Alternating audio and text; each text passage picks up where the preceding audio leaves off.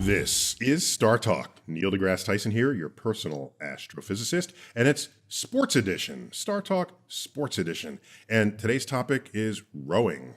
Gary, you there? You there? I'm there, man. All right, good. Former soccer pro, former commentator.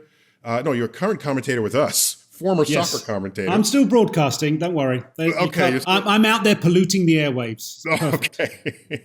And Chuck, always good to have you, dude. Always a pleasure, man. We can ask the question, is rowing the exclusive purview of prep schools and New Englanders? Or is the time overdue to broaden that base? It's all about the base. Welcome, my guest for this segment, Arshay Cooper. Welcome to StarTalk Sports Edition. Thanks for having me. Arshay, before we begin, do you have a social media handle that you want to share with everybody? Yes, at Arshay Cooper on Instagram and on Twitter. That simple. There it is, Arshay, A-R-S-H-A-Y. Yep, Did I spell absolutely. that right? You spelled it right. You got it. Okay. All right. Excellent. So you're a rowing coach, and you won the Benjamin Franklin Award for your writing. Was it for a book called Sugar Water? Did I say that right? Yeah, it was a book called Sugar Water, but changed the name to A Most Beautiful Thing.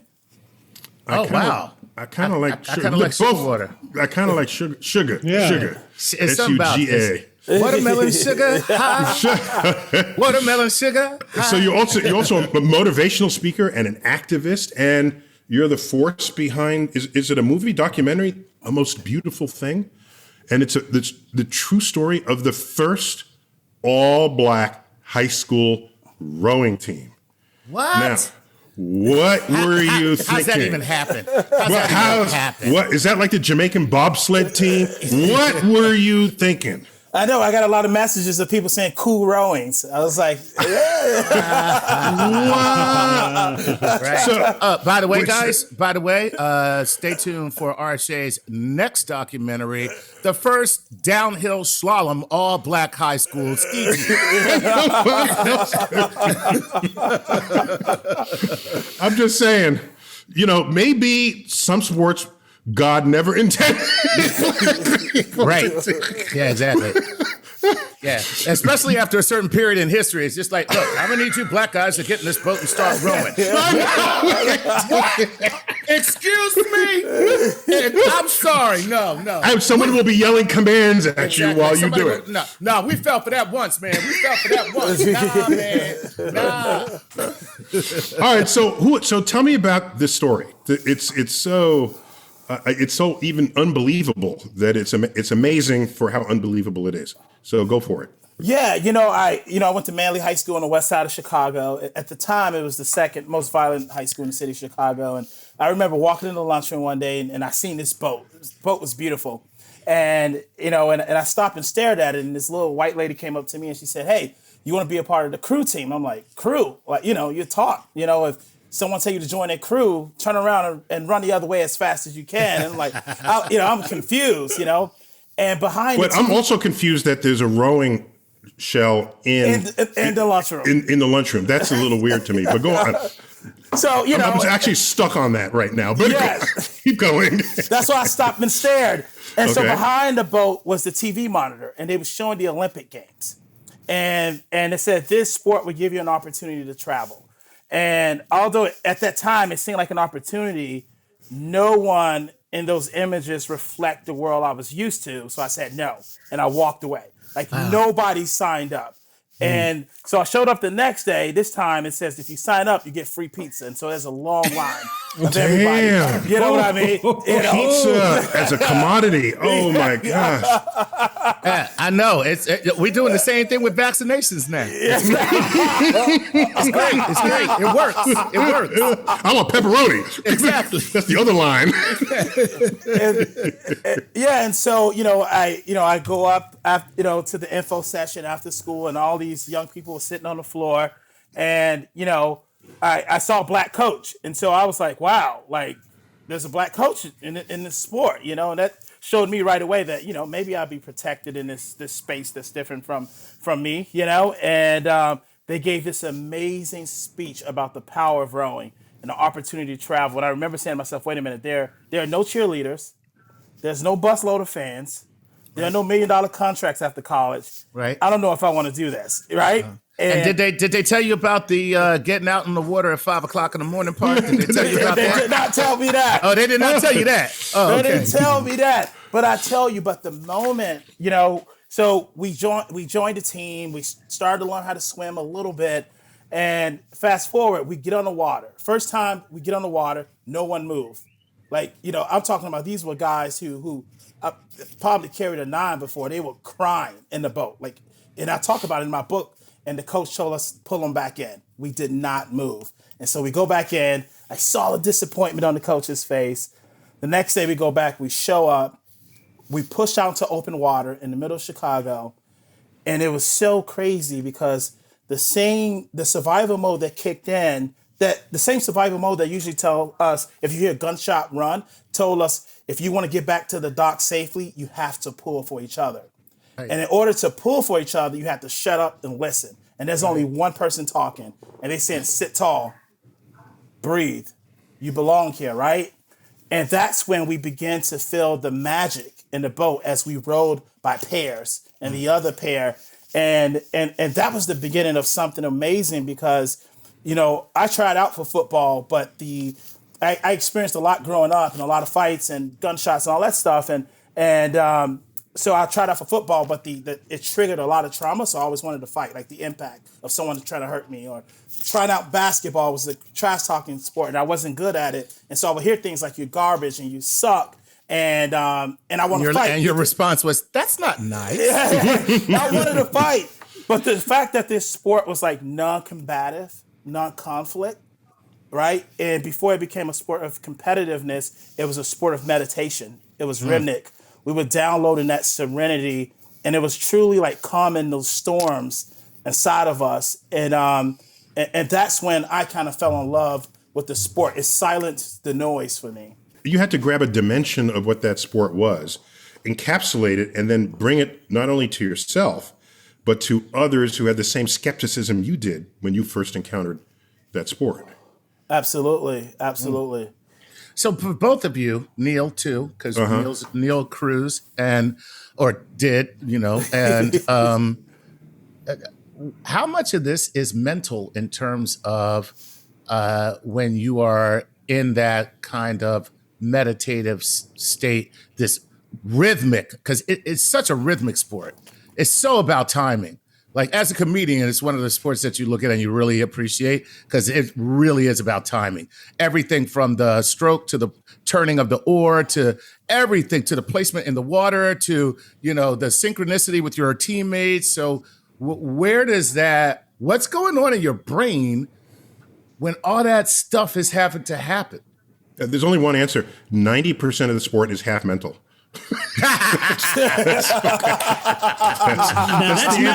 That's my mathematics right there. See, that's the kind of mathematics I can understand. I mean, Arshay, you talk about, when I've read the things and listened to the things you said about looking backwards while you're moving forwards, and what that kind of meant to you as a rower, as a coach, as now an influencer in a youth community. Yeah, so I wrote in my book that in crew, I learned that it's okay to look back as long as you keep moving forward, because that's what the sport is all about. And I think that, for me, we had a hard time really letting go the life we live and while we navigated through this white sport. And so it was really, the sport really kind of honestly taught my whole team that like, hey, we've been through a lot, but the important lesson here is that we keep pushing forward and that we can't do the work of 8, but we need 8 people to do the work and we'll get there much faster. And that's what we learned in the sport of rowing. And that's the lessons that we bring to many communities as we start rowing programs all over the country. Wow. Wait, so tell me about your movie. It's a documentary. The most beautiful thing. Yeah, it's the most beautiful thing. It's narrated by Common, produced by Dwayne Wade, Mary Mazzio, and Ninth Wonder. And I guess the request for me to narrate it, that was maybe I didn't get it yet. It's still in my box, in my inbox. You was on the list. It was Morgan Freeman first, but then you was on the I'll give you that. I'll give you Morgan Freeman. I'll never forget the day that Andy Dufresne put those oars in the water. Andy Dufresne was the best point man I've ever seen. Okay, so is it out? Where can we find it? Yeah, so you can find it on Amazon Prime. You can find it on Peacock, and it's honestly it's our story from beginning to end, not just our story, but the story of our moms and the work that we're doing now in the city of Chicago through the sport of rowing. So Didn't what you you've make done a is comeback? Sorry, Neil. In the movie you make a comeback? You and the team dust off those oars and come back. Why? 20 years later. Why? Because our kids never seen us row, and the parents. No, that's not the reason. It's because someone invented Advil over that period of time. It was a lot of pain, a lot of crabs. It was painful. But we did it for the moms. They never got a chance to see us race because they work in doubles or they wasn't around. And this story really reached the world in a different way. And so we wanted to put on a show for them and all the other Chicago folks who never. Did it have an effect on the kids? Did it actually change their perception of you and the sport? Absolutely. Good. Absolutely. I mean, they needed to see someone like them that's out there pulling hard and overcome. We overcame the fear of water. We traveled so many states as young people, and 90%, it was rowing in an entrepreneurship team. So 90% of my teammates are entrepreneurs and started companies on the west side and south side of Chicago. Wow. So now, did you guys ever do Dagvale when you were competing? Because now I'm from Philly, and a lot of people don't know that Philly is a huge rowing town, very quietly kept. If you're from Philly, you know this sport because every year one of the biggest competitions takes place on the Schuylkill River. And in fact, the opening scene to Trading Places is rowers on that river in Philadelphia. Oh, wow. The opening good scene. Movie knowledge, Neil. Yes. Look at that. So did you ever do that? A large part of our film was going to Philly and rowing. That was our first out-of-town trip, was going to Philly. We spent a week there on the Schuylkill, and we rowed out of the Penn Boathouse. Sweet, man. That's very, very cool. Very cool. So what you've done is you have turned rowing into a philosophy for life. Yeah. Philosophy for life. Yep. The lessons of working together, pulling together, leaving the boathouse better than you found it, leaving the day better than you found it, leaving the stroke better than you find it. And I think the biggest lesson was that philosophy is like, you can be like Shaq. He would work on free throws for years and never got better. The one thing about rowing, you sit on a machine and you get stronger every time, right? You just get better. And so all those lessons that we learned from the sport of rowing, we use it today. And honestly, we're launching 9 new programs, rowing programs this year. We have a lot of young kids of color who went through who's going to college this year to row. And we believe that the sport changed lives and to give you an opportunity to really find peace in the water, for all. So I liked your initial comment where rowing is it's competitive but non-combative. This is a very important distinction. And there is some trash talking in rowing, but the problem is you don't really have extra breath to do much talking. I'm trash talking. That's hilarious. I would just love to hear wheezy trash talk. Wheezy trash talk. You call that a stroke?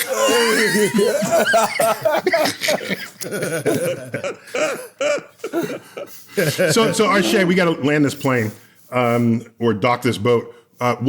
Give me some takeaway thoughts. You're a motivational speaker. Motivate us and our listeners just in whatever way comes organically out of you, given your life experience.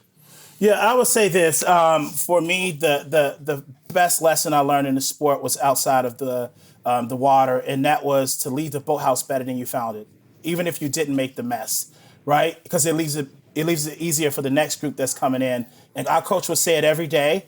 And so my life has been, how do I leave the classroom? How do I leave this podcast? How do I leave my community better than I found it, even if I didn't make the mess? And that's what it's all about. And we go into schools and we leave them better than we found it. And we can control that. And that's what I leave you with. And if you extend that up to all of civilization, Yep. let the world be a little better for you having lived in it. But can I just add a caveat to that, Arshay? No, you can't. He just concluded with beautiful got you. words, and now you're going to do what? I got to add a caveat to that because I think it's such a beautiful sentiment. Leave it better than you found it, even if you didn't make the mess. But go find that dude that made that mess. And let that mother something know. Because I'm not cleaning up after you no more. I'm serious. I love it. I love it. I love it. I love it. I love it. I love it. I love it. Rowing's non-combative. Remember? All right, we got to end it there. So, Arshay, great to have you on this segment of StarTalk Sports Edition, Different Strokes. I'm Neil deGrasse Tyson. Chuck, always good to have you. Always a pleasure. And Gary, always good to have you. Arshay, keep it going, dude. Yeah, appreciate it. And others saw the documentary. I'm going to see it tonight, and I'm going to be all over it. And maybe we'll get you back on. We'll talk some more rowing because this is our first ever rowing show, and there's so much more to get into. But anyhow, as it is, I am Neil deGrasse Tyson, your personal astrophysicist. As always, keep looking up.